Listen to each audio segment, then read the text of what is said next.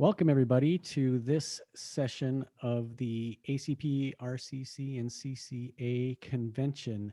The title is The Theology of Podcasting, and Steve Martin and the Reverend Stephanie Kendell are here with me. First, a few introductions. This conference is brought to you, again, like I said, by the Associated Church Press, the Religion Communicators Council, and the Canadian Christian Communicators Association. And I'm going to bring up a slide here briefly that will show you that. So opening new portals, building community. This is, I believe, our fourth session. We had an opening session yesterday and two earlier ones today. In case you're looking, we'll go back into those sessions and you should see the recordings of each of them there. We did have some technical difficulties with Jeremy Kaplan in the last session. We're asking him possibly to re-record that session locally so that we can upload it. There was some pixelation, maybe some bandwidth issues that he was having. So we'll take care of that. But all the resources that he did present, there are links if you go to the chat, and they are all there, as well as resource links for the previous session. So go into the chat and look for those resource links. And I'm going to continue with my little presentation here. Here are our organization logos. I want to shout out to our sponsors, our title sponsor, Fetzer Institute. They did the session this morning, fabulous session on looking at new models. Our gold sponsors are the American Baptist Home Mission Societies, the Church of Jesus Christ of Latter-day Saints, and Shanley and Associates. Silver sponsor is the Christian Church Disciples of Christ, and I'm going to introduce Sherilyn Williams in a few seconds. She's representing the Disciples of Christ today.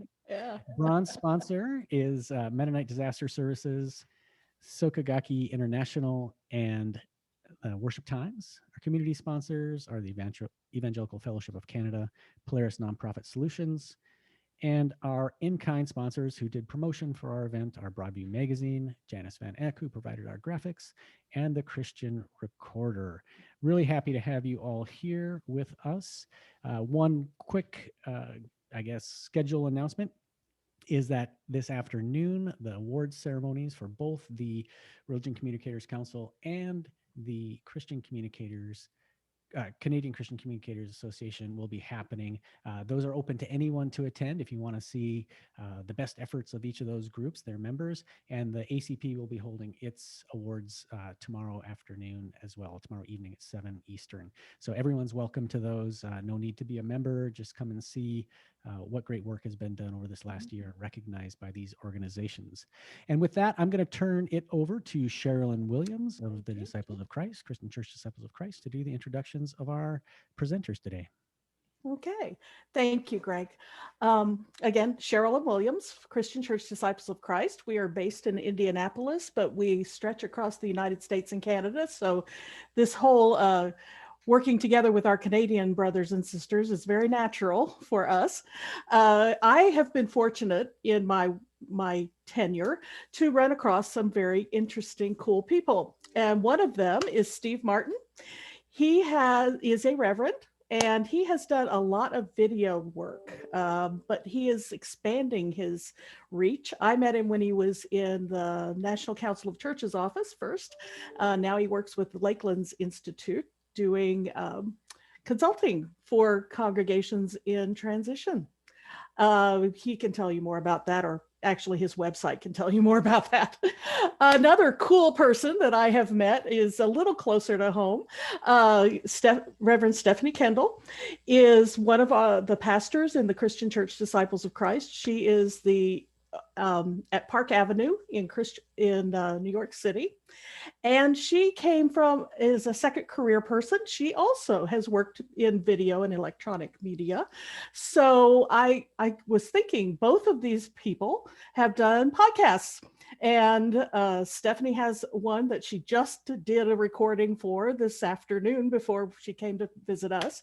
And then Stephen has done a number of them for NCC, and he does some other ones as well. So I'm going to just let them have their way talking with each other about what it's like to do podcasts and how that can kind of open up faith communities to a new audience, if you will. So take it away, Stephen and Stephanie. Thanks, Sherilyn. Who goes first? Stephanie, do you go first? Who starts this conversation off? I'd say Stephanie. I think Steve just started it, so go ahead, Steve. We're talking. We have the well. First of all, this is going to be the fun session of the convention. You know, there's going to be a lot of laughter and cutting up and enjoyment here. So, if you've been asleep or thinking about being asleep during this portion, no, this is not the time for that. So, Stephanie, I just want to kick this off. We talked about just doing this as a conversation with a few assumptions that maybe everybody kind of knows what a podcast is. A lot of people are doing podcasting, and people don't maybe really need as much of the kind of nuts and bolts about here's a microphone and here's a way to record and, you know, things like that and how to distribute. So we're going to go into the broader stuff around the theology of podcasting, the ways that it can extend spiritual community and so on. So what's your podcast all about? What are you doing? Ooh, well, those that watch my podcast, it's called the 2-on-1 Project. So they will know that I have changed outfits from that one to this one today, because we are a live show. So one of the unique things about the 2-on-1 Project, which is co-hosted by myself and Reverend Arthur Stewart, and what we do is we bring on other faith leaders to talk about pop culture and what pop culture can teach the church and those that lead it. And it started off, it actually started as an Instagram live that Arthur was doing, and I popped into his live, and we had this conversation about, honestly, don't even remember what it was about at this point, but stirred up a lot of the things. It was right at the beginning of the pandemic of last year, starting around April, that we did this thing. We were like, oh, that was really fun. New ways to connect to people are what is happening in the world right now. And so let's start by hosting this live kind of chat once a week. And so we did that. And then as time went on, we had a lot of people say, you know, I love what y'all are doing, but I just cannot bear another moment on my Zoom screen or, you know, on Facebook or at my computer or at my desk. And so, you know, listening to our followers, we decided to turn it into a podcast, because podcasts, we all have our phones on us, which is primarily how people are getting podcasts nowadays. And so you can take it on the go with you.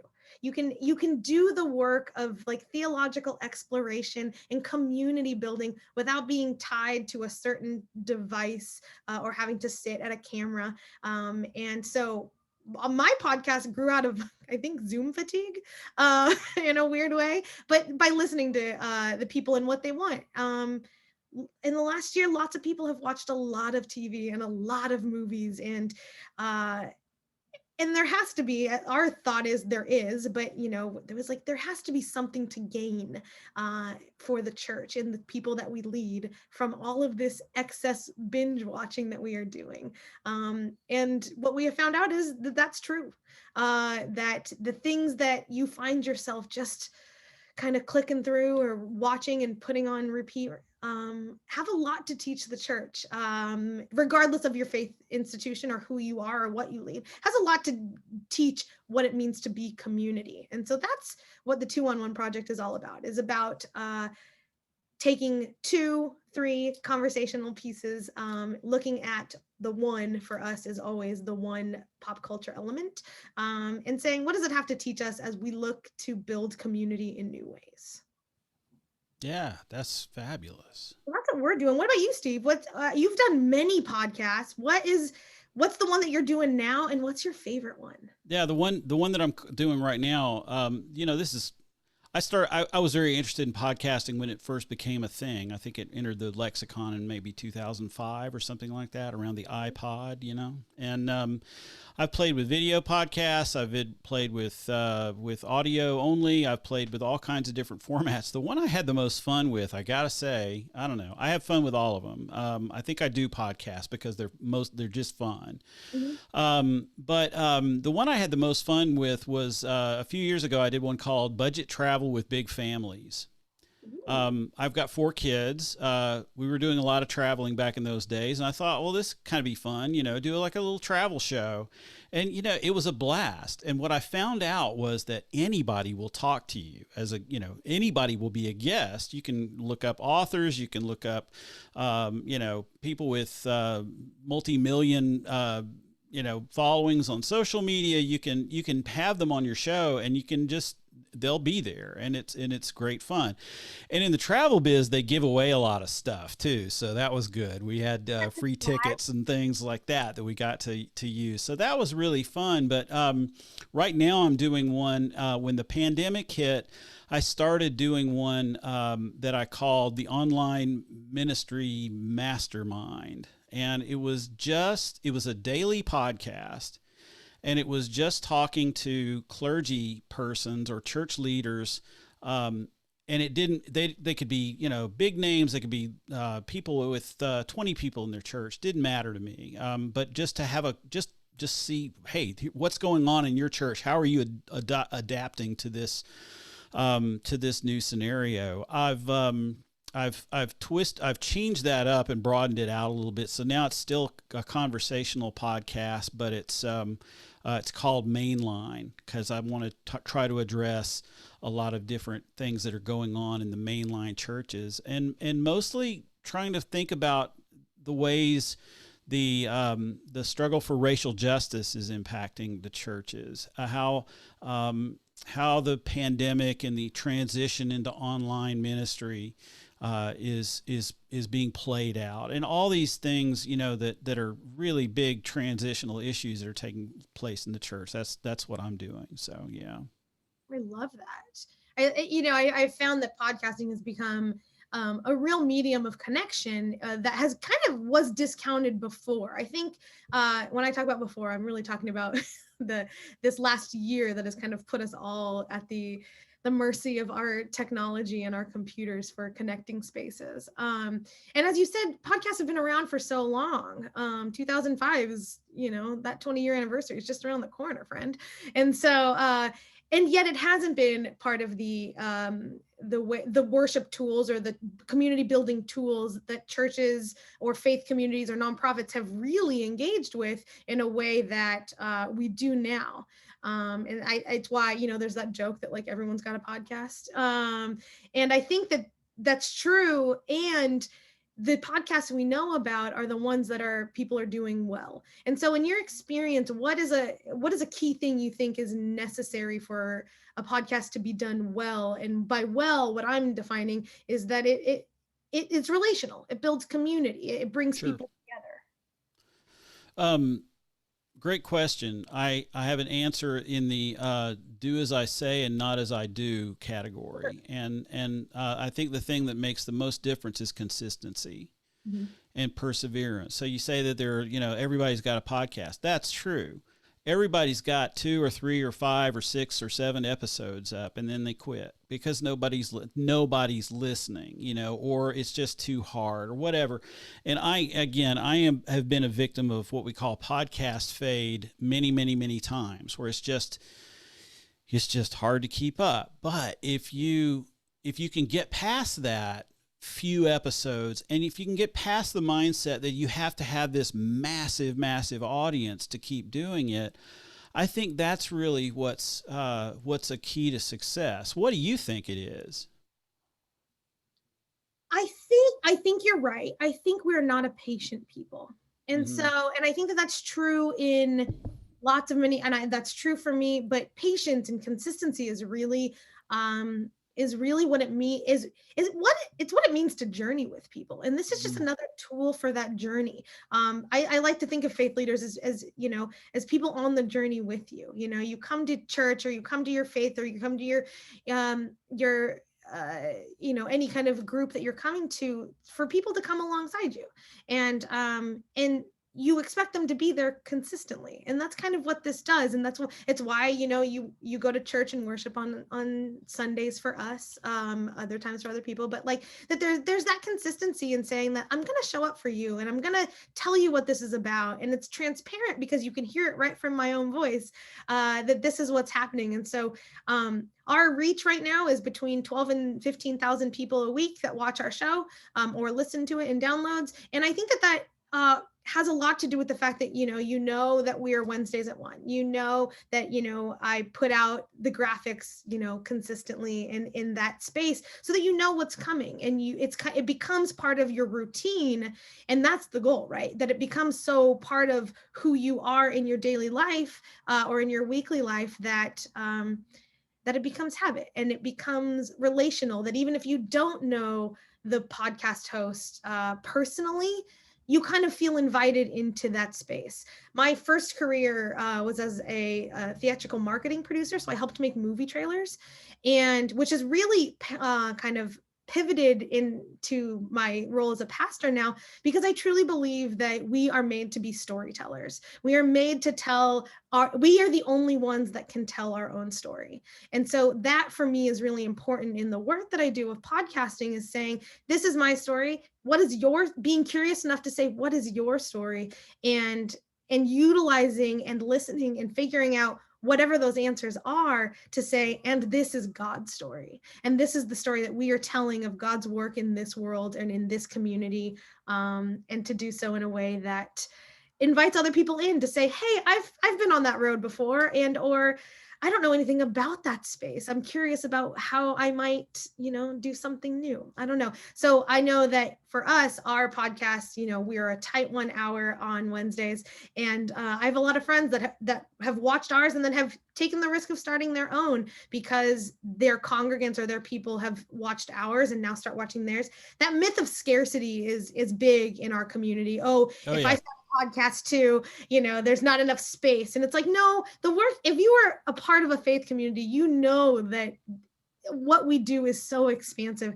And there's my buzzword. I named it earlier. I say expansive a lot. But I mean it. But the work that we are inviting people into is hopefully so that the work that we are doing becomes more expansive. So that people have their own medium of telling their own story because it's worth it. And because it's useful for our own telling of our stories. So often we tell people, I don't know about you, but for me, I feel like, I don't know if I should say that. I don't know if people care or not. And it's like, no, they do care because it's relational. They want to know about the journey that you are on.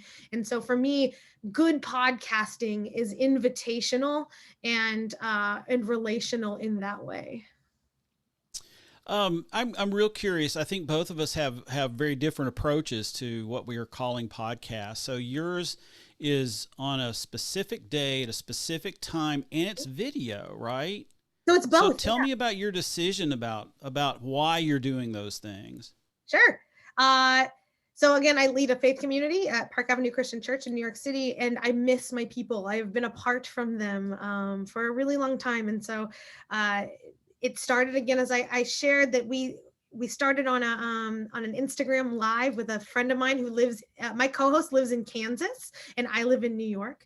And we were just talking, and then all of a sudden our faces we put it on Facebook, and then people started saying, it's really nice to see you.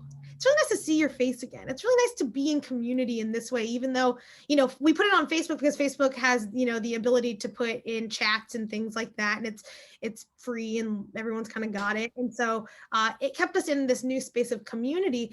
But then again, as Zoom fatigue kind of happened it's an ableist conversation as well, right? What does it mean if you can't see that? What are all the spaces in which I am trying to reach you? So we decided to go into the podcast, which is our pod is a lifted audio and cleaned audio version of the live chat. Okay. So that it is the same, so that it's not actually all that much extra work for me as the person that edits this all together. And which has been really helpful. And our reach, we were reaching about 400 people a week with just the video. And we hit that 1,000 mark that same week that we went to audio, or we offered it as a platform on all the major podcast platforms. And we realized, oh, there are people out there who, for lots of different reasons, aren't on Facebook. Facebook has become a generational kind of noticing as well. And so it's like, for what Arthur and I are doing on 211, we are looking to bring new resources and tools to faith leaders through pop culture and media. And to do that, we decided that we needed to make it as broad as possible. Our reach needed to be as broad as possible. So that's how we went from, we are still live Wednesdays at 1 because that's a time that works for us in our day and week. So it came out of a little bit of just what was easiest for us. And then, it's nice because the video lives on Facebook as well, so people can come to it. Most of our viewers actually watch on Friday mornings, which is a weird thing to look at your analytics and say, hey, so then it starts to teach you, when do you roll out new content? So my new content rolls out on Friday morning because that's when people were watching and saying and listening, I suppose, to when people are, have the time to tune in and how they're tuning in. So that's kind of what shifted us into this way of saying, we're going to be both a live chat and a podcast. And it's exactly the same conversation that Arthur and I had for this, that we had in our church when we said, we need to go digital as well as being in person. For the park, we've been doing that for as long as I've been there. My very first Sunday, I realized that we weren't doing a full broadcast of our service online. So I went just live with my own personal Facebook Live and recorded the sermon. And now, almost 4 years later, I had to do some quick math there. Almost 4 years later, I would say the majority of our congregants, regardless of the pandemic, are people that tune in online. And we have become a space of worship and community for them because we were there. And so when we had to switch into fully online, it actually wasn't as hard for our people to wrap their head around it. Exactly. Yeah. Beautiful. Yeah. And so for us, it's, it's about trying to be ahead of what is next, so that these big shifts that come in our life, that are inevitable to come in our life, aren't as jarring as they might be. So I'm hearing a couple of things in that. I'm hearing that the consistency is big for your audience, but it's also big for you. You plan, your schedule around a commitment to record these every week. So that kind of gives you and you're working with somebody else who essentially holds you accountable, right? So it's harder to cancel your recording session on Wednesday if you're also engaging another person who set the time aside. So I like that. And I like also the fact that you recognize that it's easy to strip the audio off of that video and distribute it another way. And it kind of makes me wonder, I'm going to preach. Is it okay if I preach? Please. So can I preach? Can I have an amen? Amen. Is there an amen? There's no amens in the chat room. So I told everybody this is going to be the fun session. No, it seems to me that in a lot of especially our Protestant churches, Protestantism has kind of a oh good, we got an amen. I love it. I'm big into I have pom-poms. Oh my gosh. Yeah. That's fantastic. Here's my other thing. For those of you that are doing work online where it's a visual thing, you don't necessarily want people to come on and off of audio, give your people a pom-pom. It is fun to shake and say, these are called our amen sticks. And there you go. Fantastic.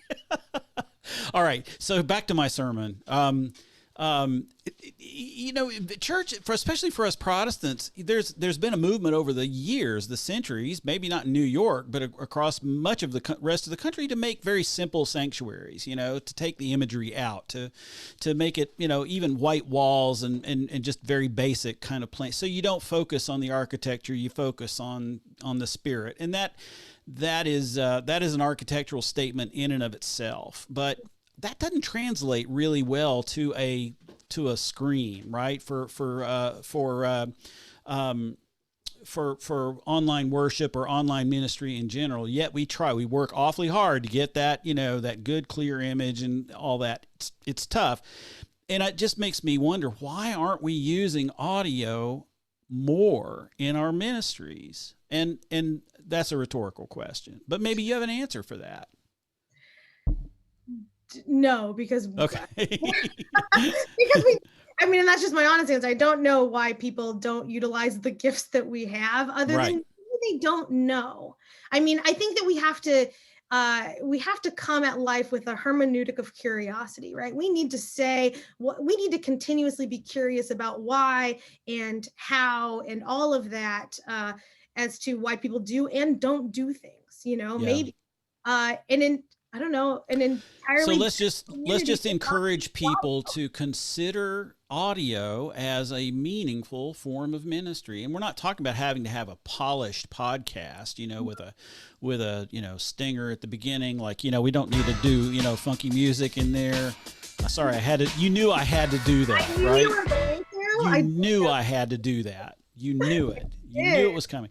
But we don't have to have all the bells and whistles. We just need to have meaningful content that people want to listen. And the beauty of it is that, yeah, you can enter into the conversation on Wednesday at noon, but you can also put it in your pocket and take it down the street when you do your walk, your run or your workout or whatever.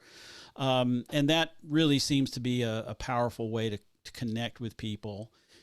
As we're all awfully busy. I'll make a confession to you. I did Easter Sunday this last Sunday morning. Our church was closed. It was, the building was closed. There was no in-person worship taking place. But we took a pair of AirPods and split them in half and put the service on and took our walk in the community, and it was lovely. Well, we didn't look at it. We didn't see it so much. We just listened to it, and it was still just a lovely experience. It's really hard to pivot away from the things we're comfortable with. Right. So that's, just part of what it is, right? This is part of why I talk about being a podcaster now and talk about the work that I do, is because I run into a lot of people who just haven't been told that it's okay to do that. So, maybe you need to hear from someone who is an ordained pastor and saying that you can take your worship any way that you can get it, right? Make it audio, make it video, make it an experience.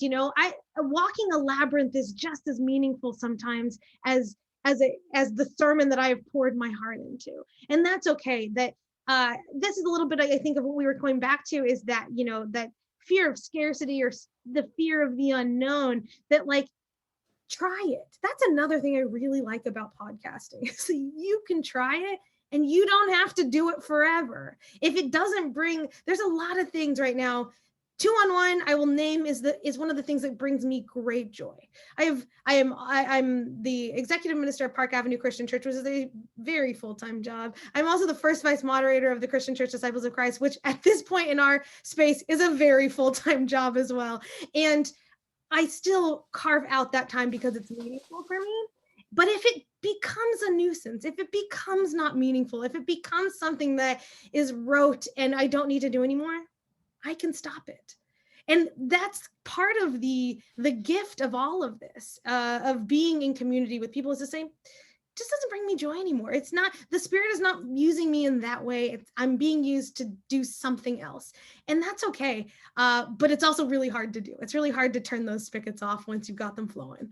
And so I'm grateful that it still brings me joy, and that it still brings our listeners joy. But the big thing that I encourage people to do, if you're thinking of changing your worship spaces, if you're thinking of doing something new in your nonprofit, is to listen to the people that it affects. Listen to the people that are a part of it. What are their gifts? I happen to have an entire background in storytelling and media and marketing, so this really fit into that for me. But Arthur, who's my co-host, he's a very fun Enneagram 7, and so I was like, let's do this real cerebral kind of podcast, and he was like, what if I do pop culture? And it was like, oh yeah, that's a great blending of two of our gifts. And so we tried it and it's working. But the courage to try something new and the affirmation that you don't have to do it forever that way has been a real gift and a blessing. It's something that I kind of talk about with people, to say, just try it and do it in community. Listen to the people. Listen. We would still be just a live chat if it were the easiest thing to do, if we didn't listen to our listeners, if we were just doing the thing that kind of came most natural because that's what we were doing, and yet our reach would not be as far. And for Christians, we've got that bold call to go and make disciples, to reach out to people and connect. That's what that means. I don't mean it in an evangelistic way. I don't mean it in a you need to worship or think one way. I mean it in a way that says go out into the world and connect with people. That is my understanding of the call of faith leaders, whatever your faith institution is, that we are called to be a connected people. And so that means try new things of connecting, right? Like that there's different spaces that we don't even know about. I preached on this the other day. I just joined TikTok. And I had to explain to an entire generation of my people what it was. And I still haven't used it because I'm afraid, but it's coming, friends. But to lean into that space of connectivity, because there's an entire other generation that uses it almost primarily as their form of communication. And we are missing those spaces. We are missing those people in our network if we are too afraid to go where they are, and to journey with those that don't even know how to get there. So. Yeah. We've got a couple of questions here. Do you want to? Let's do it. You want to do some questions? First of all, there's a concern about the cost one. I will name Sharon. I do my entire podcast for free. Yeah, you can do an entire podcast for free. You can, granted that you have some sort of let's say, a recording device, a phone, a computer, things like that. But you don't have, there isn't a cost to it. Although I use Buzzsprout to kind of put all of my things on a podcast or on the podcast platforms, which was a very easy platform to use and relatively cheap. I think it's less than, let's say, $15 a month. And so that's what I use, but you can do it for free. I also will name, and Steve and I know this, and this is where actually Steve and I differ. This is me on my computer audio right now. I have no sweetener. I have no microphone. I have nothing. And so because I didn't want to spend the money on that type of space, I probably will in the future, but you can do it with the things that you have and give it a shot. This is my invitation to be courageous and to try. Yeah, and to second that, I use Podbean as my distribution service. You can use that promotion for either of us. But. Well, I actually, you can go to my website and you can click on the Podbean thing, and you can help pay for my channel. I'll say this is I'll be fully transparent about that, but Anchor is the same thing. I'm not, don't have any kind of affiliate relationship with Anchor, and both of these are free platforms that you can actually download the app, and you can start as soon as you create an account, you can start podcasting from your phone right then, and it can be a live feed. It's incredible, and both of those services are free. Podbean has a paid tier, but the basic is free, and Anchor, I think, is always free, and it can be ad supported. So it's just there's a lot of different models out there. That doesn't have to be an inhibition. This is so much fun because you just use your computer audio. You go simple. Clearly, you've got great content. You've got charisma. You've got a great topic. You've got followers. I, on the other hand, have this really slick production thing with a nice microphone and a boom, and I use the Rodecaster for my signal processing and mixing and putting music in and things like that. And I just love slick production. I've spent some money on that. I still wouldn't say it's a lot of money, but in comparison, I don't have a whole lot of listeners. So I just want to make sure that everybody knows that the tech and the polish of the product, as long as people can hear, and it's not irritating in some way, it's going to be great. It's going to be great. And you don't have to invest really anything to do a good podcast. No, we'll go. The theology of that is God didn't make us perfect or full in our beginnings. You got to grow. You've got to work at it. You've got to listen and communicate, and you do it in community. Exactly. There's a question on here that says, like, does a podcast have to be? Can it be of one person? Can a solo podcast have the relational aspect as well? I think it can. I think it's just a matter of what you're bringing into your content. For me, I don't work best in a solo space. I know that about myself. I bringing in people is again what brings me joy. And I'm keep coming back to that because that's kind of where my podcast grew out of. I live alone. I live in New York City, and it was in the hotspot of the pandemic of last year that this kind of grew out because I needed connection for my own spirit, not just for the people that I lead. So pay attention to what your gifts are. If you have an incredible life, I have a friend who she's writing a book right now about her life story, and it is incredible. And I'm like, oh, I cannot wait to listen to it on audio because I'm a big audiobook fan because I love the inflection of people telling their own stories. And so, but her book started off as her own podcast of her just telling these stories about her life. And so I do think a solo podcast can be relational. And I think that it can be done really well. It's just about, again, what content you want to bring in. What part of your story is missing from the overall narrative of this world? What haven't you told, and what do you need to tell it? And who do you need to tell it? Are kind of the questions that I think you got to ask yourself when diving in. It's the same way in worship communities or in nonprofits. What is the story you are telling? Who are you trying to reach, and who do you need, and what do you need to do that? Got a question here about microcasts.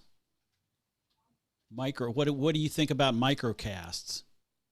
What do you think about microcasts? Well, I think I'm against them. I'm not a fan. And the reason for that is, after working in film and working in, by the way, I just have to say that is the most traditional route towards the pastorate that I've ever heard of, from cutting film trailers in Hollywood to becoming a pastor. It makes perfect sense to me. Perfect sense. Exactly what I thought my life was going to do.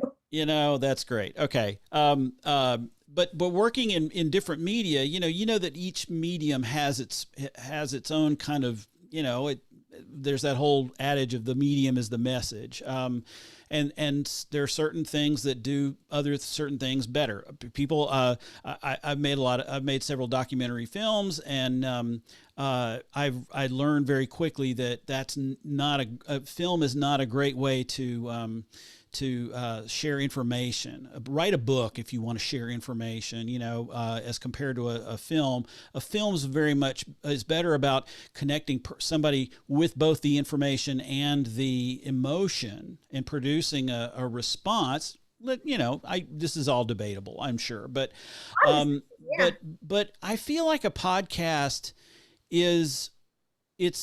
it's unique because it's that thing that you can go and you can go out for an hour walk, and you can put on a podcast, and it's with you, and you have, this thing to really dive deep into. Whereas microcasts, I don't know how I would use those in my daily walk, my daily devotional life.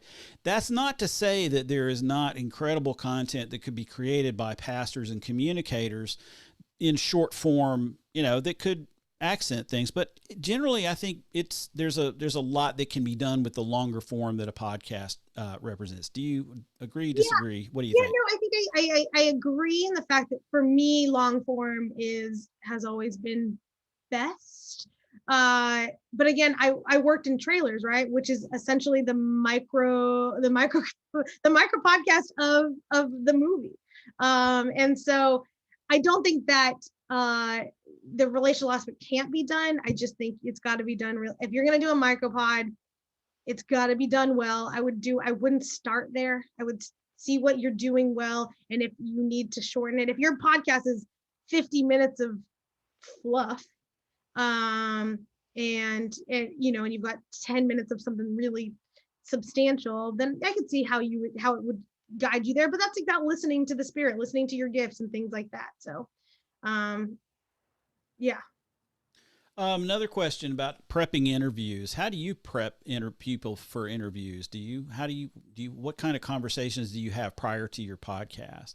Yeah. So one of the things that we really like for our show is that our invitation is to a guest. So if we say, hey, Steve, would you like to come on 2-on-1?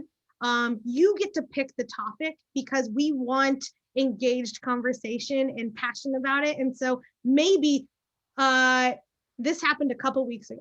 We had a guest come on who was really into Ted Lasso, and I had never watched it. I was just like, sure, why not? Y'all, it is so good.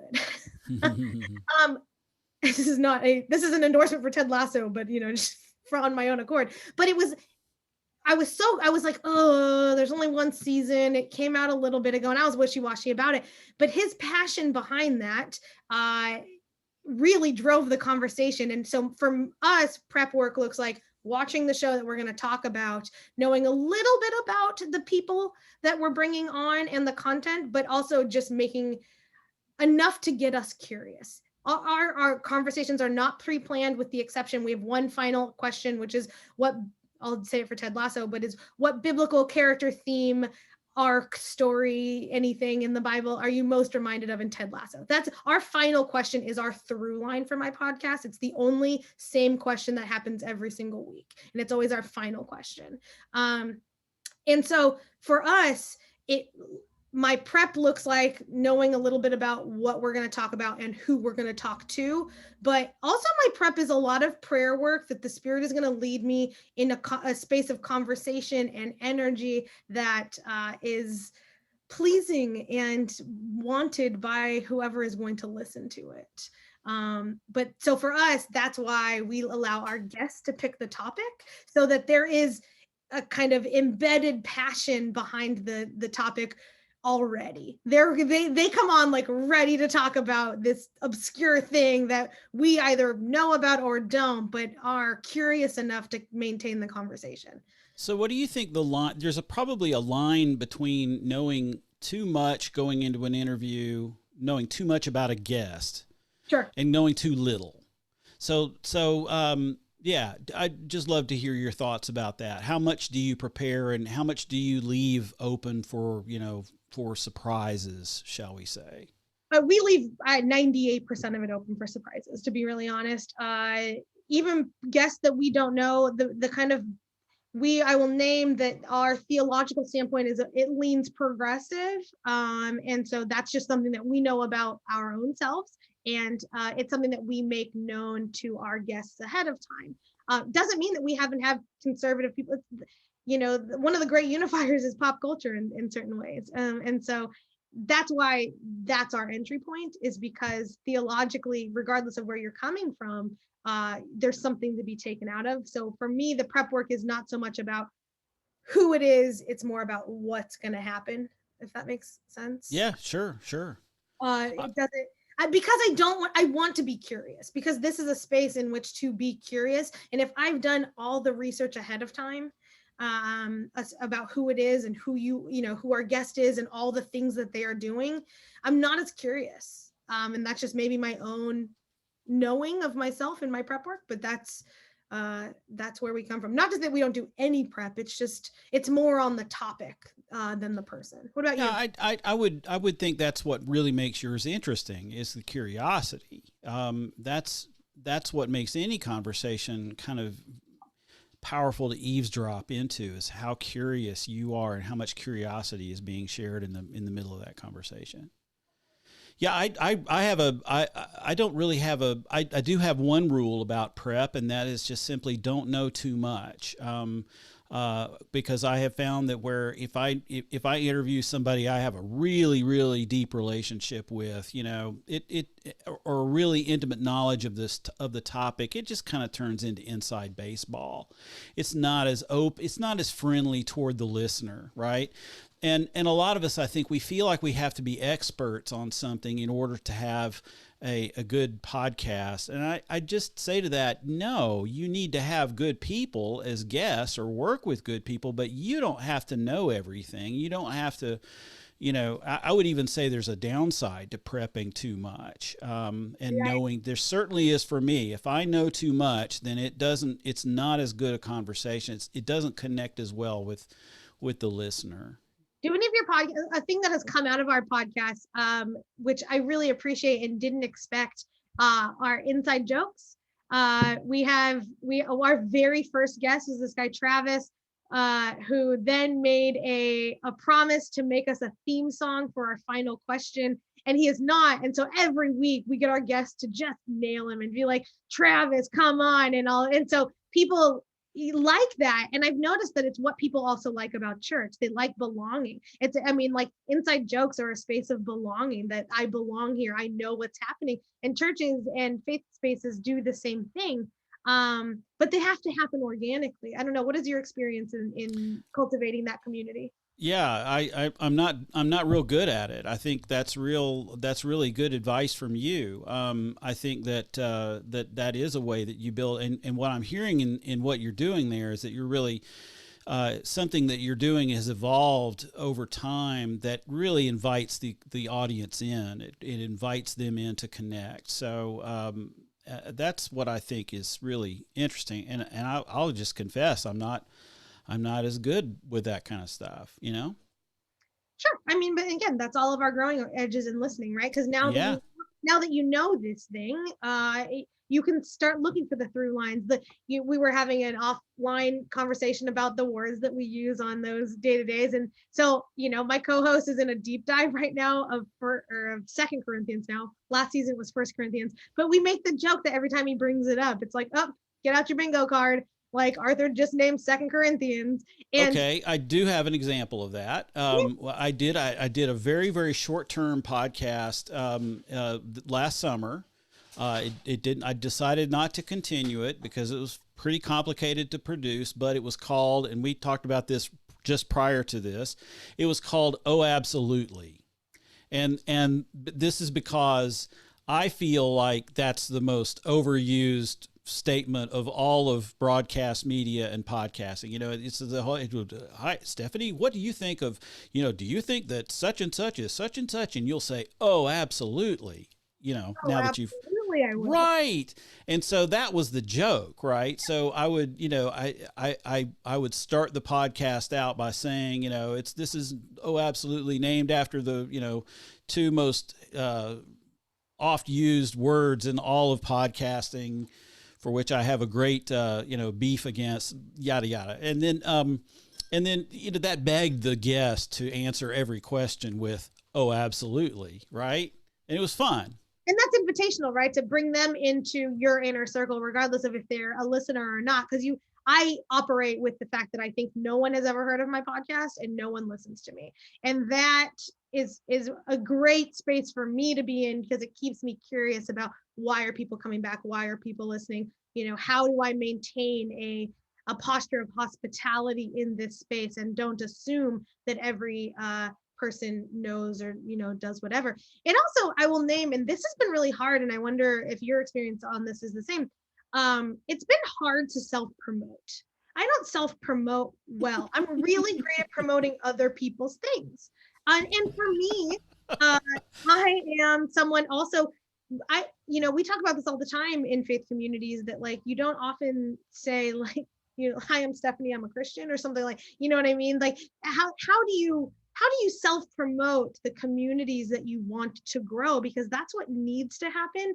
And what I don't know if you experience this, but for you, what are the anxieties around that? Because I think that's why we do these things, is to bring whatever this content is out into the world. Here's the big, for all of you panel or all the people watching right now, smash that subscribe button to all of the podcasts that we're naming. Go look them up. Be curious about what is happening. This conference that is happening there, you're seeing so many different people.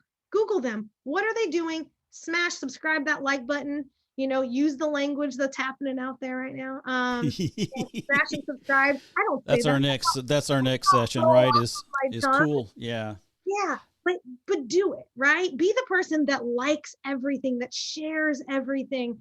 Because it's a way that we can connect and support each other in these spaces for real feedback. If you're sharing everything and they decide that a podcast just isn't getting enough traction, that's great. But it's not like you didn't try and you didn't support your community.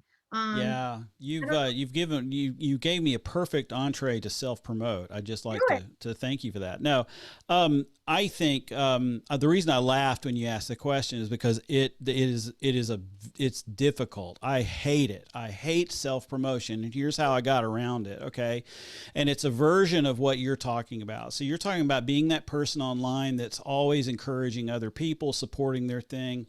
I got into a small business community in a past life, in which we got together, a bunch of business owners got together every week, and we had breakfast, and we only discussed what we could do for the other people in the room. Okay. So it was my job as a club member to promote your business.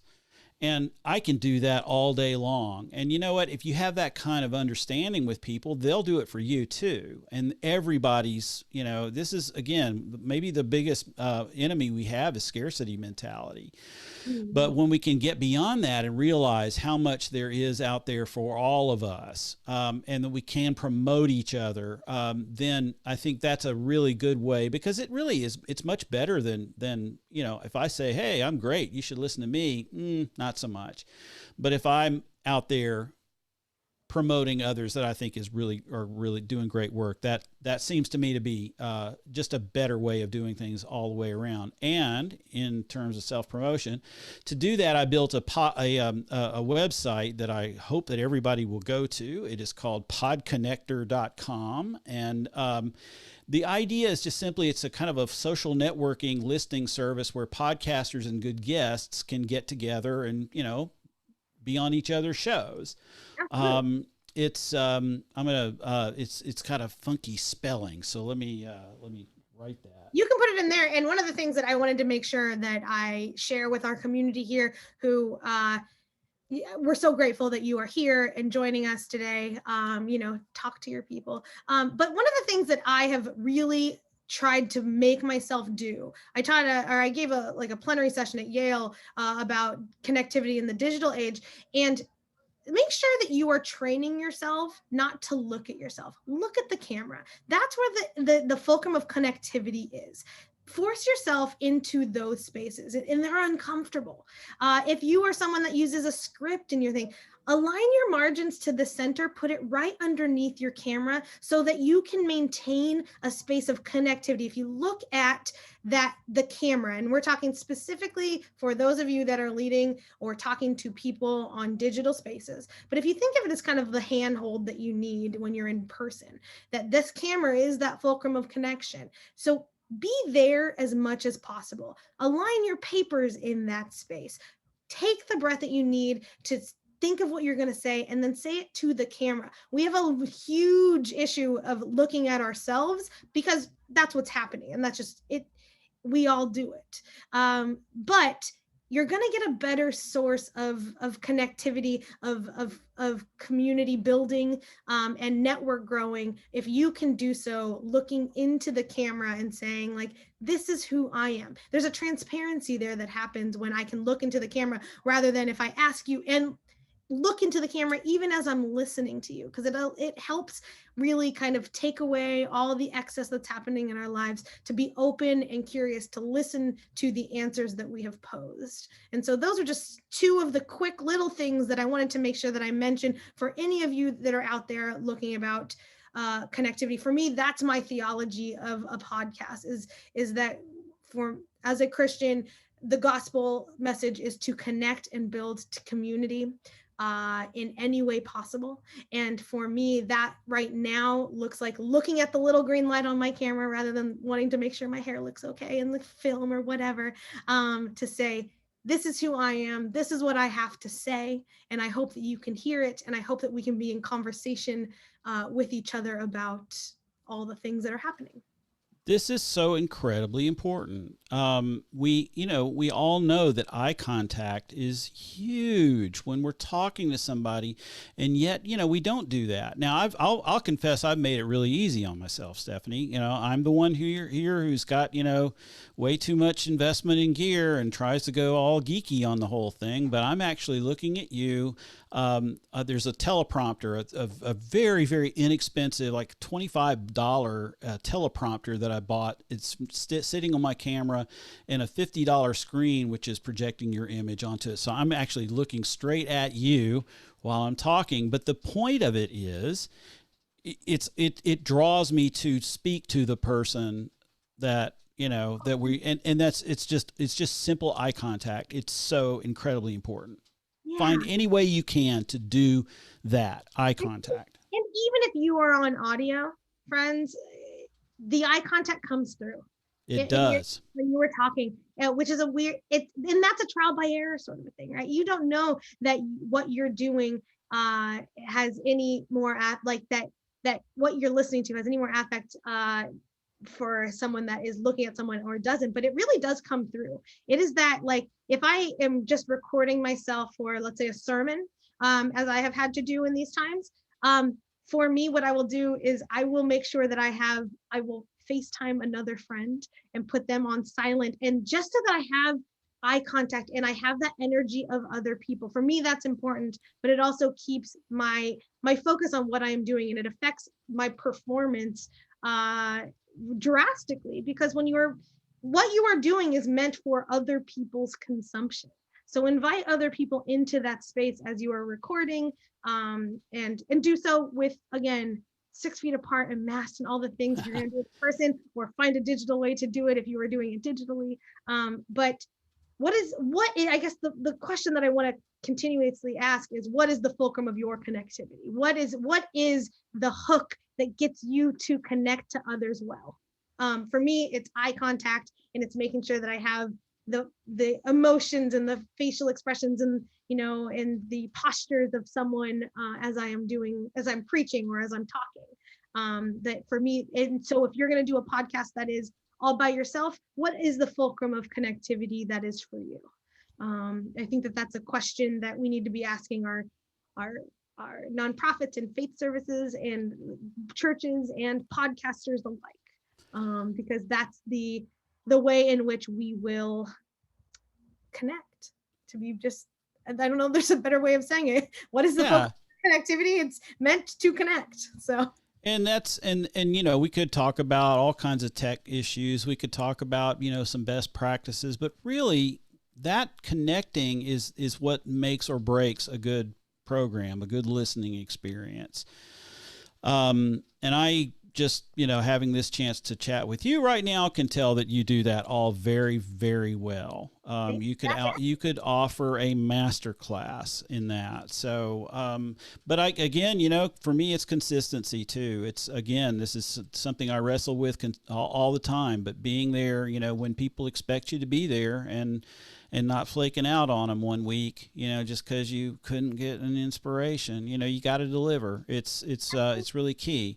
And there's like 1,200,000 podcasts now. And so that's like very discouraging, right? I mean, that's like, I don't have any way to get in to break through all that noise. Well, just remember that it's probably 1 million of those at least are podcasts that started and then just didn't go anywhere or didn't continue, good content that didn't stay, consistent, and therefore there is room for everybody. And I want to also go back to this issue that audience size isn't important either. I talk to pastors all the time that, they've got 50 people in their church. And I say, well, you should strip the audio off your sermon every morning, every Sunday and put it up as a podcast. And they're like, oh, or maybe you should just, like, when you get up in the morning and do your morning devotional, you should sit down and talk to your phone for 5 minutes, and record your thoughts and just put that out as a podcast every day. I don't know. I don't really have a big church. It's just 50. Well, okay. What if 20 of those people decide on a regular basis to listen to that content that you just created, 20 people that decide that on their walk around town, they're going to listen to what you have to say. That's crazy. That's powerful. Well, and it's for me, it's less about what I want to say and what I want to hear, right? I'm here. I hope you all start podcasts because I want to hear what you're doing in your life, how you are at work in this world, regardless of what you do.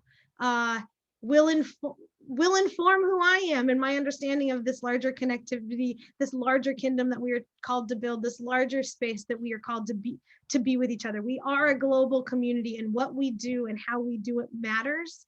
And so I hope that you all just hear the invitation to share your story, and that regardless of who hears it, we all have that one phrase in our lives that's like, what's your favorite quote or something like that. You know, that all comes off of just like one person's one moment of sharing one thing about their life. You never know how it's going to connect or change someone or bring them, invite them in and do that work of God or faith or whatever that is for you.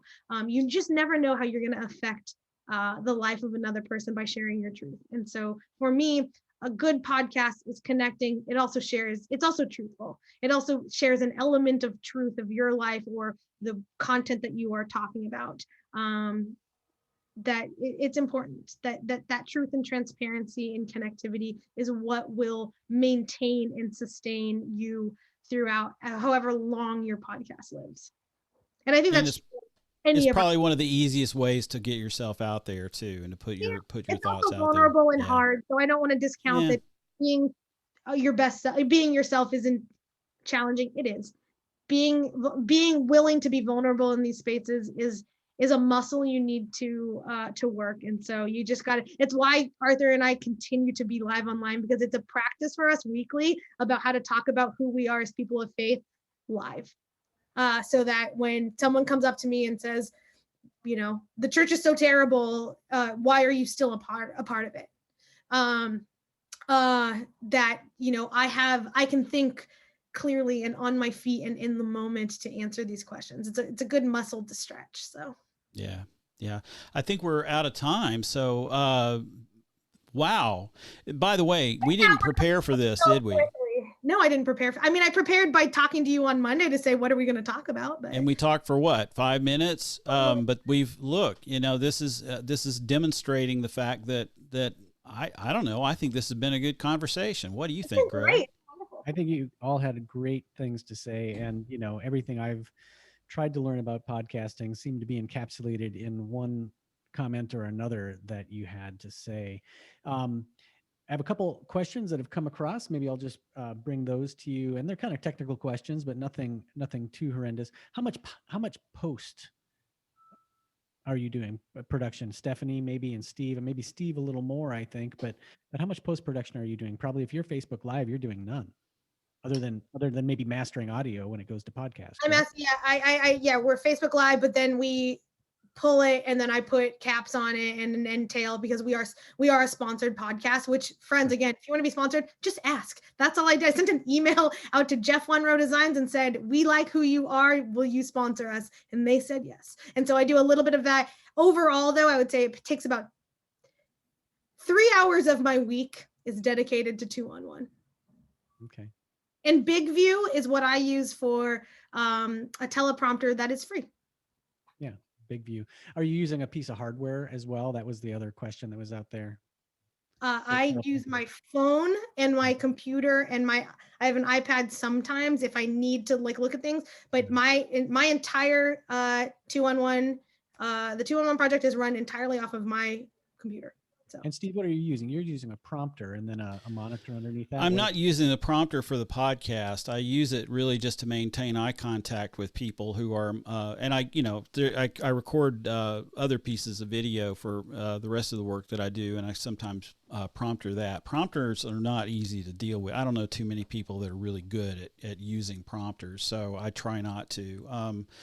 I use, I've got a couple mics here. I've got, this one's a dynamic mic, which helps kind of strain out the background noise. I've got a better quality condenser mic over here, but it's, it picks up some room noise occasionally. So it just all depends on what I want to use. And then I've got my big toy, is I've got my Roadcaster, which I can play my theme music, and I can hit my my intro. You're listening to Mainline with your host, Reverend Stephen D. Martin.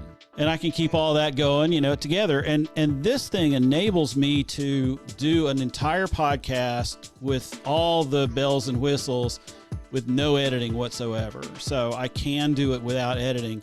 I'm back and forth, depends on the guest. Sometimes you need to have a way of recording them separately and then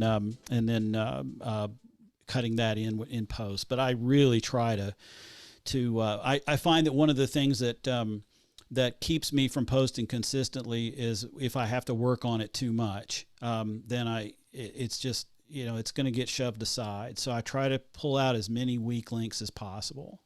Right. And we'll Zoom. So we use Zoom to record just because it's easy and most people have some sort of access to it and there's a free trial for it.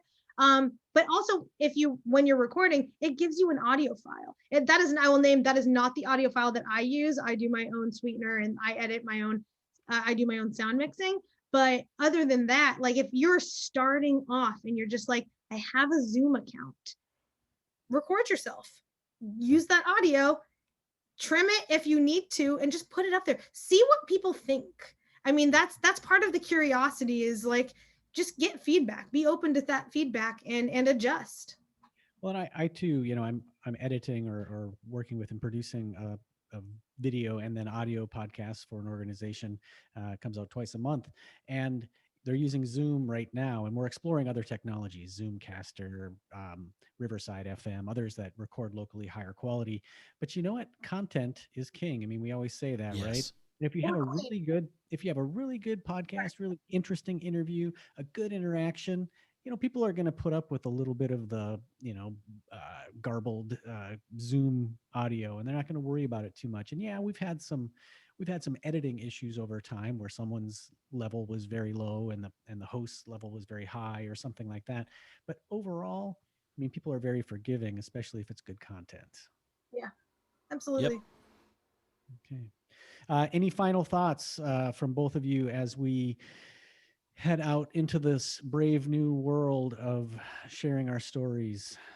I'll just say there's one person did ask if they could see what I'm working with, and I could possibly turn my webcam on and turn it around and show you. But what I'd rather do, I think, is just anybody who wants to talk to me about any of this stuff. I'm so down for a conversation. Just reach out to me through the messaging system in Whova, and we'll set up a time where we can talk, and I'll address anything with you, and it won't cost you a penny. Great. And also you could just take a picture of your setup too, Stephen. I did that. I'll do that. Yeah. There's a place, the community place to share your pictures. I took a picture, like, here's what you were seeing. So it was a selfie view. And then I turned it around and you could see I have lights and my studio camera and the microphone and the mixer, it's all set up. But that gives people a little bit of a view behind the curtain, as it were. Stephanie, how about you? Yeah, no, I'm really grateful for this time. Thank you all. This has been, a year in which I realized that this was something that I'm passionate about. But I didn't know that before. I got out of my first career intentionally, and this has brought it back in ways that I'm like, oh, God is still using me in this way. Gotcha. And so, be curious, be courageous, share your story. It's hard, but do it because you're the only one that can. Go to 2on1project.com and follow us on all the social medias and all of our content. We're in season 2 right now, but all of our content is at 2on1project.com. I don't know what Steve is doing. Taking that picture that that Greg told me to do. Got it. Okay. But and reach out. The whole reason that Steve and I are here are so now that you out there, if you are curious about what it is to do a podcast, you now have people that you can ask. All my contact is at the website of 2on1project.com. And I'd be happy to get in touch with you and just kind of talk about what it means to be in this space. And yeah, so just thank you so much for having me. It's been a really fun conversation and afternoon. So thanks. Thank you. And I also already pulled up your Facebook page and saw that your Hufflepuff interview is already there from 2 hours ago. So I went right from our Hufflepuff, and I will name again, friends, if that's your first episode that you're seeing, it's a wonderful content episode, but we had a lot of technical issues up there. It's okay. Just do it. Just put it out there. And next week we will fix it. Or if you're going to listen just to the podcast will be fine. It'll be up in an hour. So I had to do this first. So wonderful. Well, thank you both for your time today. Thank you all for being with us on this second day of the RCC, ACP, and CCCA convention. Please come back tomorrow. More sessions all day long. This evening there's a change in the schedule. The RCC's DeRose Hinkhouse Awards have been moved to Friday night at 5 p.m., which will be followed by the Wilbur Awards at 7 p.m. So tonight, it's the Canadian Christian Communicators Association Awards at 5 p.m. Eastern. So stick around for that if you'd like to see the best of that organization's publications and communications this year. Thank you so much, Stephanie and Stephen. And until tomorrow, good night, and we'll see you soon. Bye.